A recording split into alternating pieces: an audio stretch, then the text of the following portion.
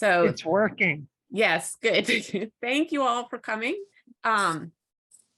We are going to talk about math today and how to help students with math, and very popular topic. I think a lot of people, myself included, are kind of mystified a little bit by how to present math in a way when it's different than how it used to be taught, and in a way that makes sense for students. So we have a speaker today, Andrea Keenan, who will talk a little bit about the, she's a curriculum instructor. And then we have a few volunteers who are going to share just their experience, success they've had working with students. And then if you have questions, you can put them in the chat, or unmute and say something. We will have time afterwards for a question and discussion. And since a lot of you I know have worked with kids in math, so we can make this kind of a sharing learning experience for everybody. So just to, let's see. Okay. And now I'm going to turn it over to Andrea Keenan, who is with, she's at Dr. MLK Junior Academy in Sausalito, Marin City, and the curriculum and instructional coach. Okay, Andrea. All right, thank you. Hi, everyone. First of all, yes, my name is Andrea Keenan. I am the curriculum and instructional coach for the Sausalito Marin City School District. My work is mostly focused at the K-5 site. So you will see, or TK5 site. So you will see that most of the stuff I'm talking about today relates to the curriculum that we use at our TK through 5 site. So I'm just going to start off, and our curriculum is called the investigation curriculum.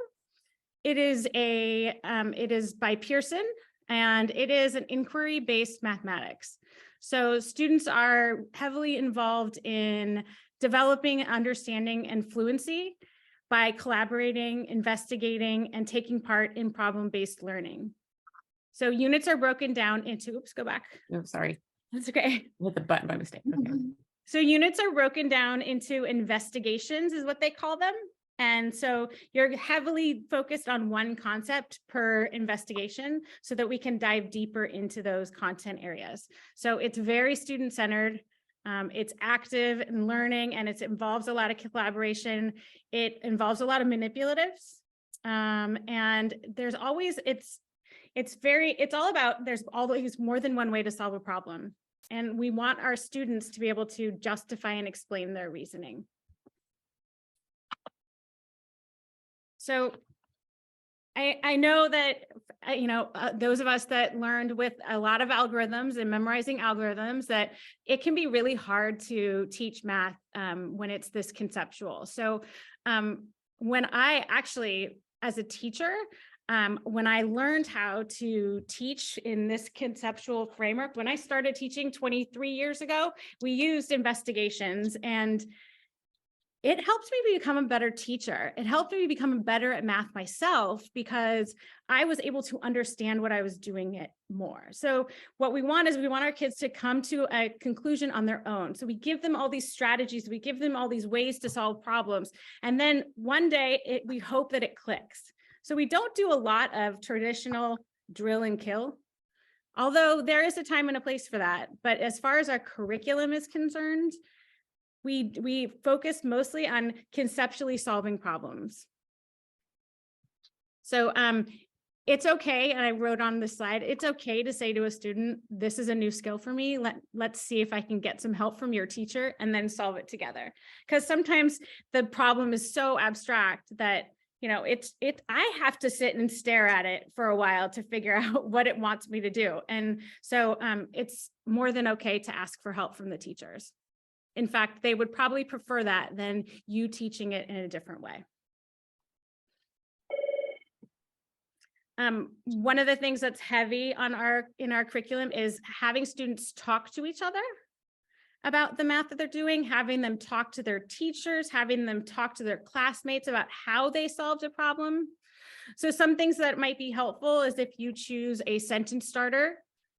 So for example, my answer is, while working on the problem, I noticed, or I'm still wondering, or this is how I can check my answer. These are all questions or sentence starters that you can give to students to help them explain their thinking.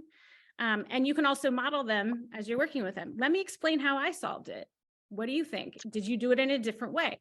So that kids are really starting to think that, we all think differently and we all get to the answer in a different way.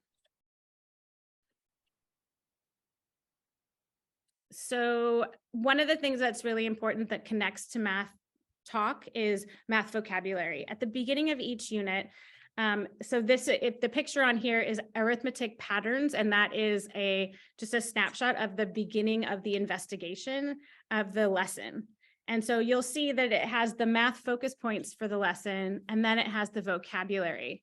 In this case, it was an expression or an equation. So whenever you can infuse those words and that language into what you're doing, it will help that student retain the vocabulary. So, if you are working with a student, it would be perfectly acceptable to ask the teacher, can I see the beginning of the lesson so I make sure I'm using the right vocabulary today?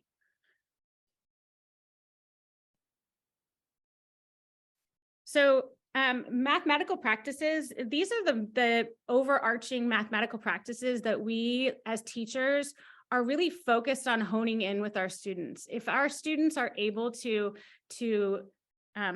do these 8 practices, if you will, then we feel like they're really successful at solving whatever problems put in front of them. So think of it like critical thinking for math. How can we think critically about how we're solving these problems? So in the classrooms, you might see teachers specifically focusing on teaching these different skills. So for example, make sense of problems and persevere in solving them. I did an activity today with a math class where they had to cut out shapes and then it was a puzzle to try and figure out how they fit into the puzzle. And so many of these are 3rd graders. So many of them were like, I'm done. And because they just didn't want to persevere. They didn't want to stick with it. They just wanted to be done. And so it's really important that as adults that we talk to these kids and say, hey, you know what? It's not about being done.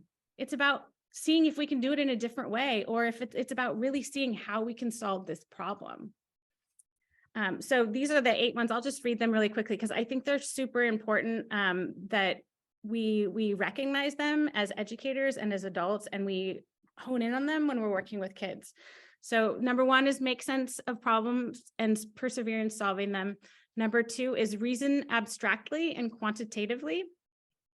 3, construct viable arguments and critique the reasoning of others. You'll see that a lot when teachers bring the class back together and say, how did you solve this problem? Did anybody solve it in a different way? How do you know you were correct? How do you know that she was correct? So that students are really taking the time to really reason and think if others' thinking is actually true. So that's that listening piece too. Number 4, model with mathematics. Number 5, use appropriate tools strategically. So we have lots of manipulatives at our disposal, and all the teachers have lots of manipulatives in their classrooms for kids to use, whether it's rulers or cubes or pattern blocks or shapes, whatever you need. We should have it, dice. The teacher should have it. And if not, then you can let me, or if you're at the middle school, the instructional coach, know that we need help, like we need things. 6 is attend to precision. And 7, look for and make use of structure. And 8 is look for and express regularity in repeated reasoning. So that is looking for patterns and making connections. So Andrea, are these things done at all grade, all grade levels? So starting even like in 1st grade, are they looking at these things, or are these things progressing as they get older? And these are all infused within our curriculum. So teachers are hoping that they're honing in on these experiences throughout the lessons. Okay, so even at a young grade, they're looking at, attention to precision of like minutes and hours, or, in whatever context they're doing. Right. So for example, like, how do you know you were correct? Well, they might just say, I know. Well, show me. what you Mhm. know. For if you're looking at attended precision, like that's really about checking your work to see if you're accurate. Andrea, we have a question about asking if you could give another example for number 7 in that slide, in the previous slide, about, I think it was with the structure.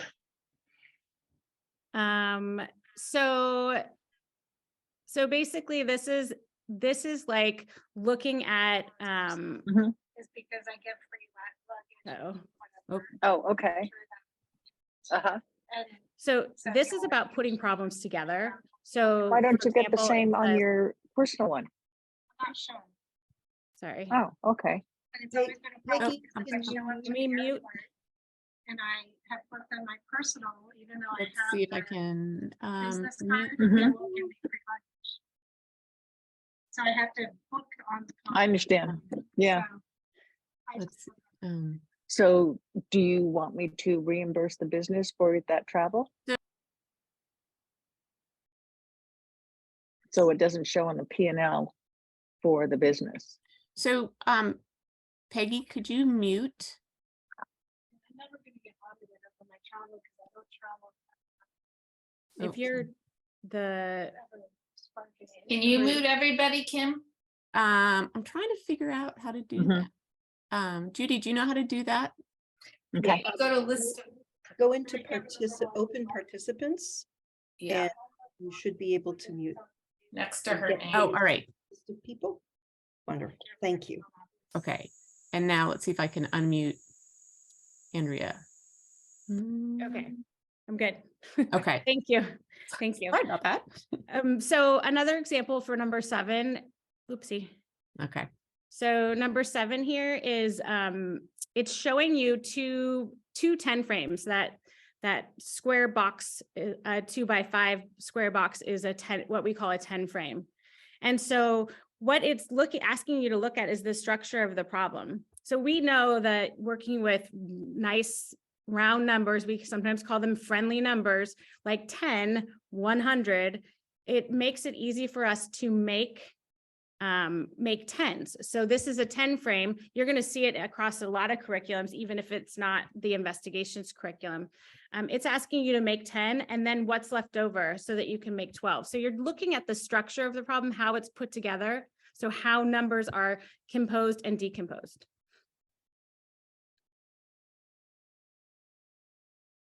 So as far as structure, you could also do that on like a number line, maybe, or something like showing 8 on the number line and then 4 to kind of go where it would be, just to give an example of a different structure. That's true. Okay.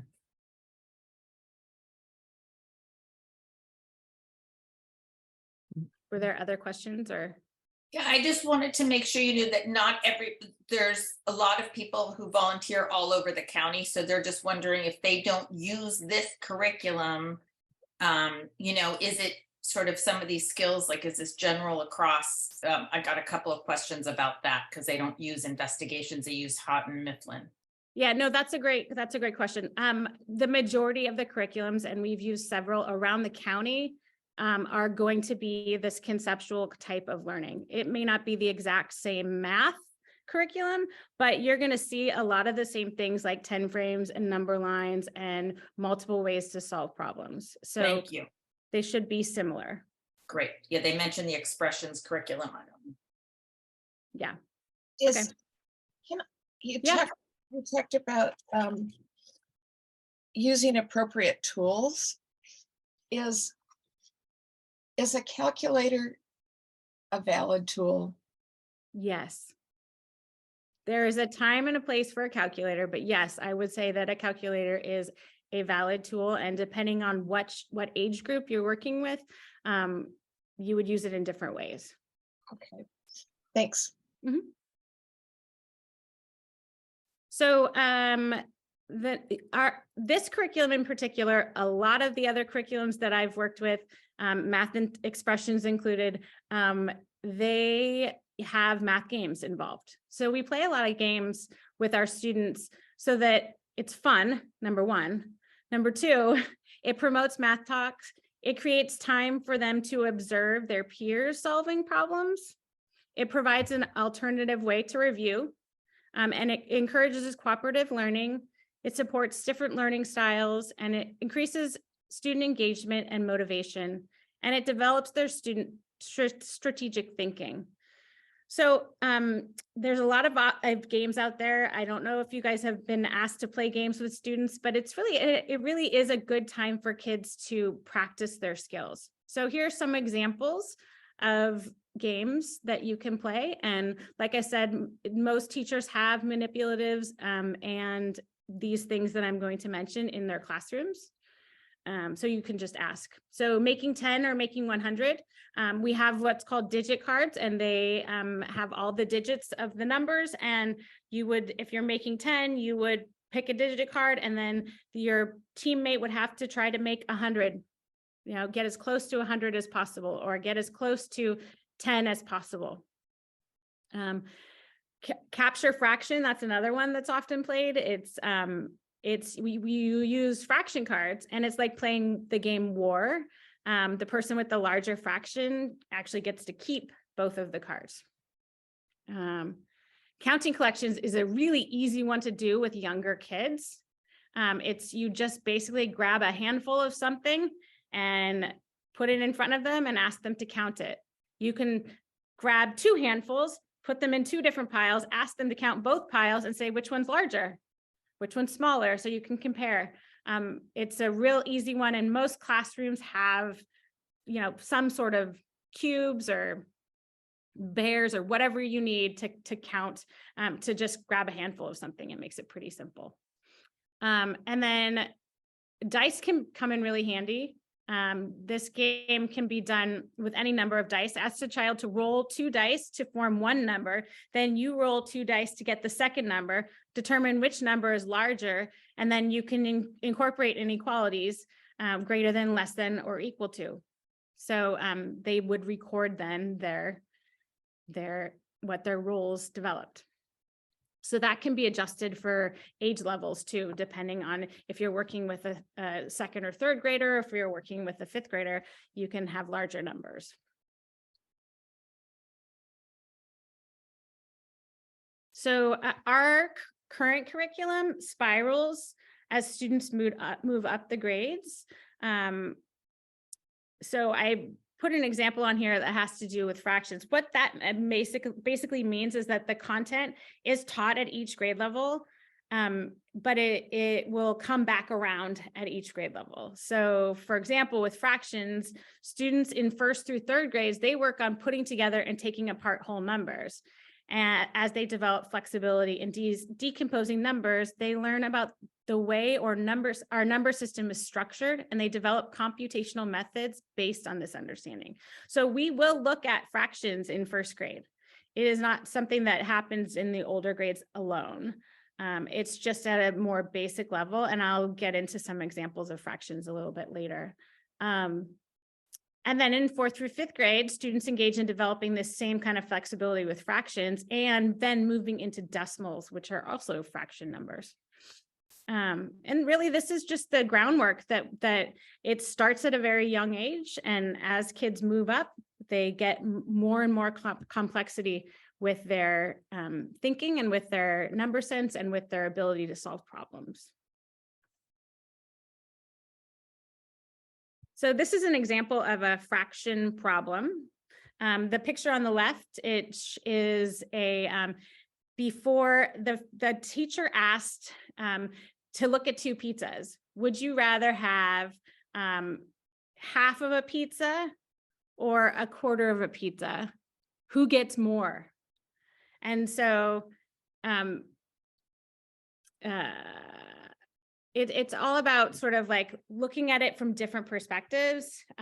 So the teacher started with, let's talk about pizzas. We're splitting pizzas in half. Then you move to these squares, and then you kind of come back and talk about the differences. So if you look on the right, it says, draw lines to cut this circle into fourths. This is the answer page that I took a picture of. But you'll see that there's different mediums that students are using to answer these questions, because we don't want them to think about fractions as just circles. We want them to also think about fractions as breaking things into pieces. And it could be anything that you break into a piece.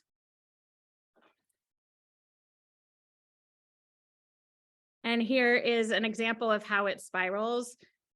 So this is 4th grade. So you can see that on the left that there's a picture of a sandwich that's been split into quarters. And then we have an array that is then split into fractions. So students are asked to compare fractions visually using a number of different mediums, such as rectangles, circles in the younger grades, and number lines and arrays in the upper grades. This develops their conceptual understanding and flexibility with fractional numbers. The number line on the right is something that you often see, and this can be really tricky for kids in the upper grades, is just trying to determine where these fractions lie. So you might have the white numbers at the top. Those are showing you the benchmark numbers. And so we would then ask the students to place the fractions in the right place on the number line. And so if a student in 4th grade, for example, wasn't sure where a fraction should go, I might send them to an array to figure out how to, what that looks like and where it should go on the number line. Mhm.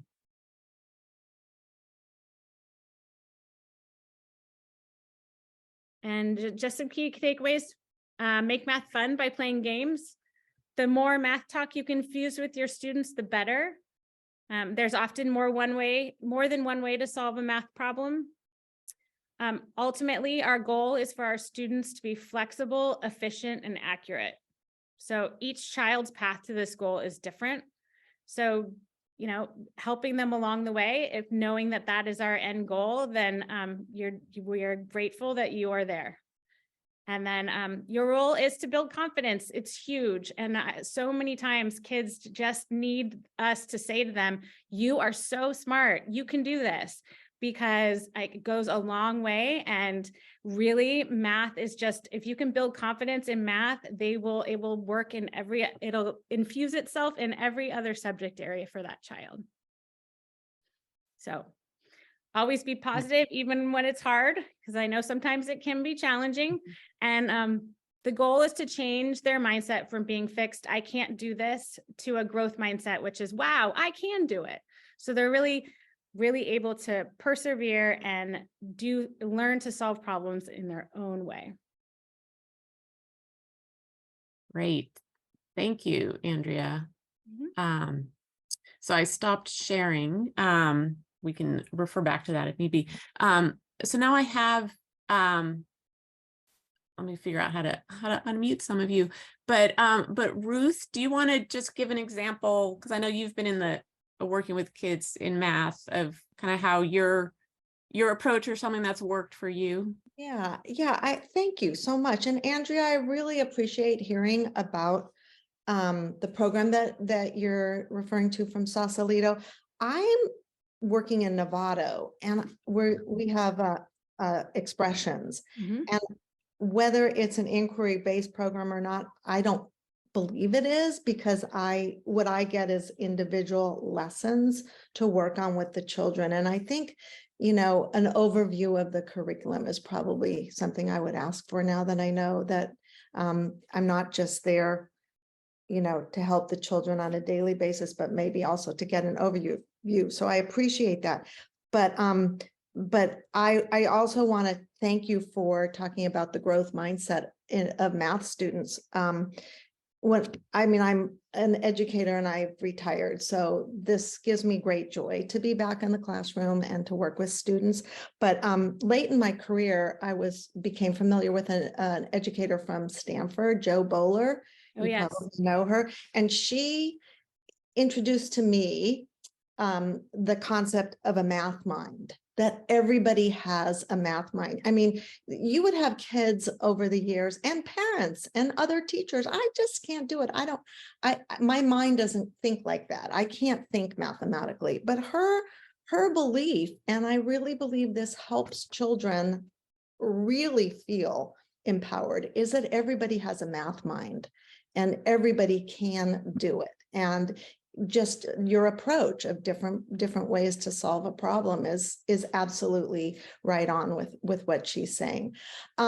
So I was asked to just show some examples. And so what I do, I work with 5th graders, and I think about these darlings, and they went out on the shelter in place pandemic quarantine when they were at the end of 2nd grade, and pretty much stayed out for a year.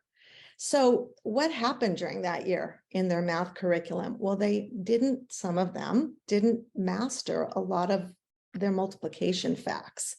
And the children I get to work with, and I do feel it is a privilege to work with these children, are struggling with that. So I feel like, we need to get them, they need to maybe have a summer school or some intensive to come back and do that, but that's really not for me. But what I feel that it's important for me to provide for them is any tool to make the problem solving easier and more accessible. So there's a hundreds chart, and I know that looks rather juvenile for 5th grade, but sometimes they need that.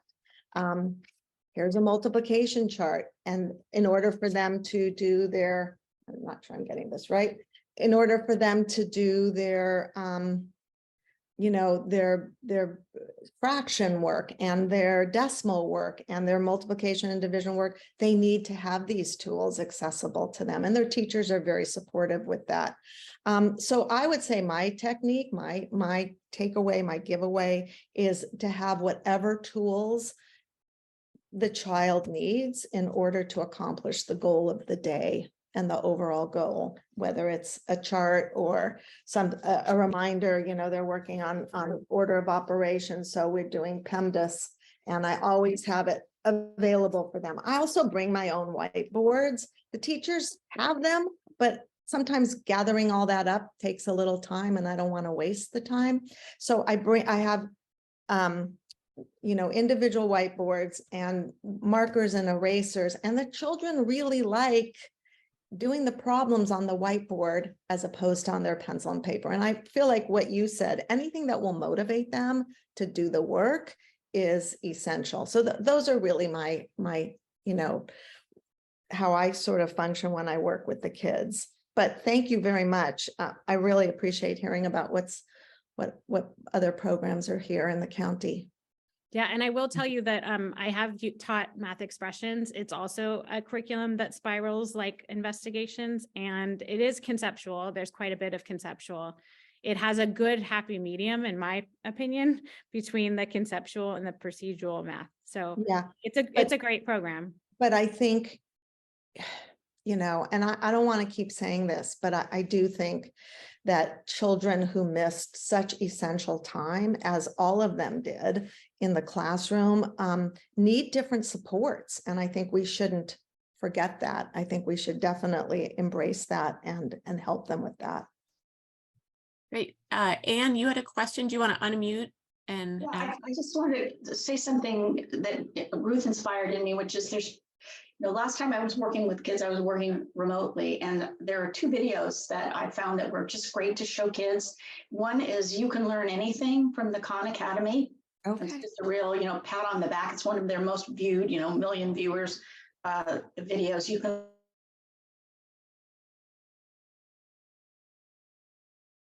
something that we it really benefits the students to be able to use their words to discuss math.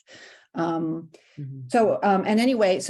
one thing I do find if I'm working with a 7th grader, and there's a wide array of where they are at this point, but I will sit down and kind of ask them, okay, so how are you thinking about this problem? What is the question? What are they asking us to do here?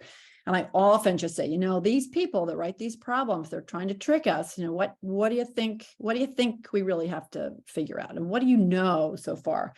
And there are a lot of the problems that you have in the Common Core, regardless of the type of curriculum, they're very text heavy. So it's going to require being a really robust reader, and that also can be hard. So reading a problem having the student read the problem out loud once, you read it out loud once, and then the student reads it out loud a third time. And as you go through, you're getting more and more granular. Okay, let's underline the important numbers. Let's cross out some stuff that we don't need, is really important. So by the time you get to the end, the student at a minimum knows the important numbers. They probably could draw a diagram and or figure out some kind of way to enter into that problem. So the multiple modalities too. How do you think about it? Can you draw it? Can you give me a couple of ideas about it? There should be lots of different entry points for these problems, and that's the whole idea of the Common Core, which is what Andrea was kind of talking about. But so I don't have any specific examples, I'm afraid. So right. well, that's helpful what you've talked through. And I think with word problems, one thing one tip I learned is, I'd be curious your take, Andrea, on this, is reading it through without the numbers first, just so the student can get a sense like, okay, generally, what are they asking? What is this about? Because I've noticed a lot of them, yeah, they're very text heavy, and a lot of times they throw in kind of extraneous information so that the student can kind of pick out what they need and what they don't. But so to start with that, and then kind of add, figure out, is it going to be, are they asking me to multiply things, or am I looking for a pattern? And then kind of add the numbers and have them figure out, okay, this is now I know generally what I need to do. Here's now the numbers that I need to work with. Right. No, that's exactly right. And then some little tricks like, you want to find out, 20% of 14. What does of mean in math? Mm-hmm. Of in math means multiply. And if they can learn those things, they have a hook, particularly if it's a word problem. Mm-hmm. Great. So, so Joy, I see you. So I think Jillian had raised her hand. Yeah, yes. I did. I didn't know that of meant multiply. There you go. All of my students, I've done reading and English tutoring for the past, 8 years or so. This is the first year that I'm working in math, and it's with the first grade, and I love it. But all of my students are English language learners. And do you have any strategies for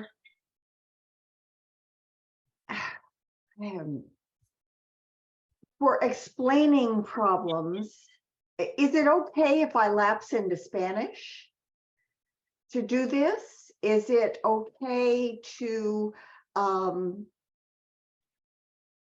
restate a problem in an easier, simpler way? When you said, when you were that some things are text heavy, I think, oh my God, I barely understood it. When I looked at the 1 through 7 things there, and I saw look for an express regularity in repeated reasoning, I thought, what the hell is that? Well, it's look for patterns. Why can't we just say look for patterns? But anyway, is there a way to take this text heavy stuff, an easy way to make it more understandable for people who are having trouble grasping English? I would suggest, yes, it is okay to lapse into Spanish. And yes, it's a great idea to actually simplify the problem. So, I would suggest reading through it and then setting up the problem together and then asking them to solve it, because they're likely to understand the number sentence, not so much the words. So you're setting them up for success because you're giving them the language that they need. And so if they do that enough times, they're going to get better. As their English improves, they're going to be able to then translate it to the word problems eventually. Okay. But right now they just need a little support. Another thing you could try is sort of pre-teaching the vocabulary, some of the academic. Oh, good. Yeah, I hadn't thought about that. Start your time with, here are some words. Let's talk about what these words mean. And then let's go into the problem. That's very helpful. Thank you. That's great. Joy, did you have a question? Yeah. Or a comment or something to share? First, I wanted to say I've been working with junior high kids or middle school kids, shows my age, that don't know their multiplication tables, and were in COVID during 5th and 6th grade, and really missed out on things. They're really struggling with same things that you're talking about for grade school kids. But one thing when I was tutoring my grandson through middle school, I really focused on learning what to do and how to figure it out. And I let him use the calculator. Sometimes I would say, what do you think it is? And then I'd say, check it with the calculator.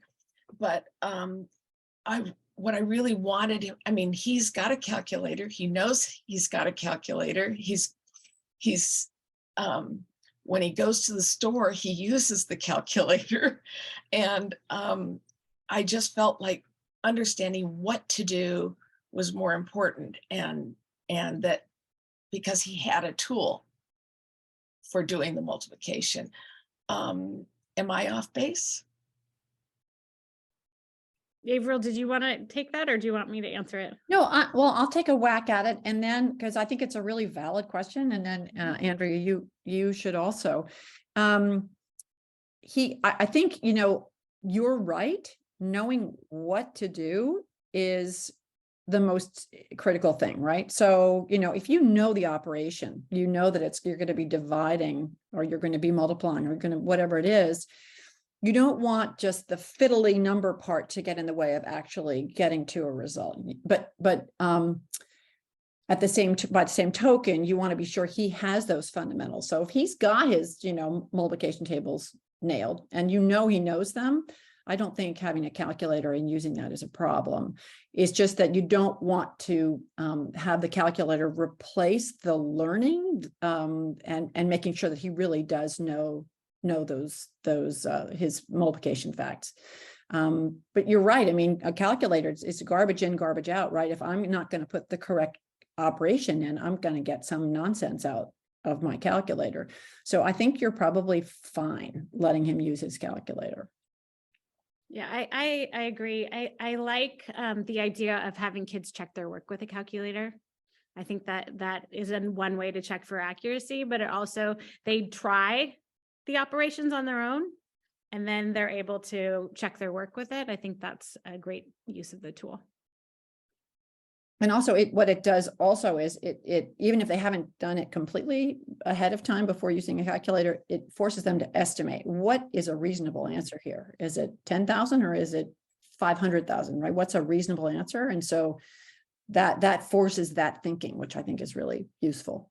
Yeah, and that's a really good point, because getting kids to think about estimating and is my answer reasonable is pretty abstract, right? But if you can get them to say, okay, well, what do you think it should be close to? Like, at least they're starting to think about those numbers as whole numbers and how they change as they get put back together. Great.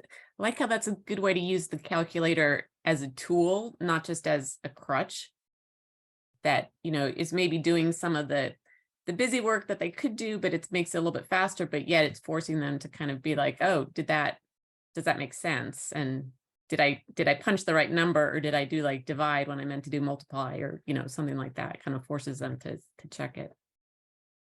Great. Thank you for that. Let's see. Anybody else have any questions or comments? We're got a few minutes left, and then be signing off. No, all right. Everybody ready to go and tackle math with their students?